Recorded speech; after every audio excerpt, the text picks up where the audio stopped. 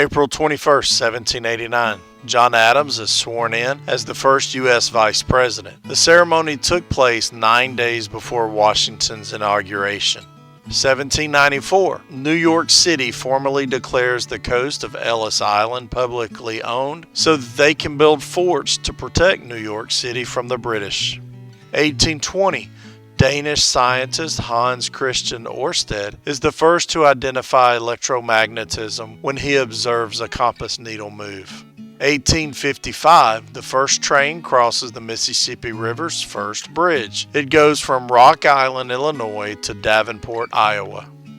1878, First Lady Lucy Hayes begins the egg rolling contest on the White House lawn. This tradition continues today. 1898, the Spanish-American War begins as Spain declares war against the United States. Congress would recognize that a state of war exists between the United States and Spain on April 25th.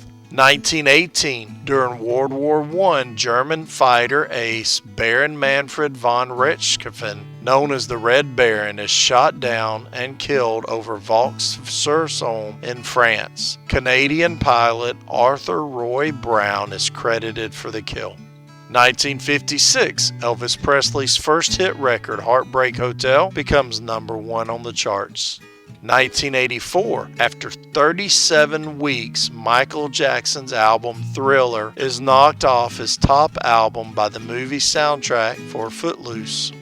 1986, Geraldo Rivera opens Al Capone's vault live on TV and finds nothing, except great ratings for his special.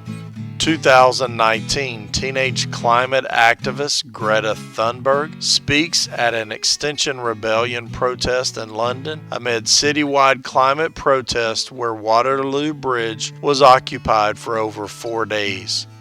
These are just a few of the things that have happened today, April 21st in history.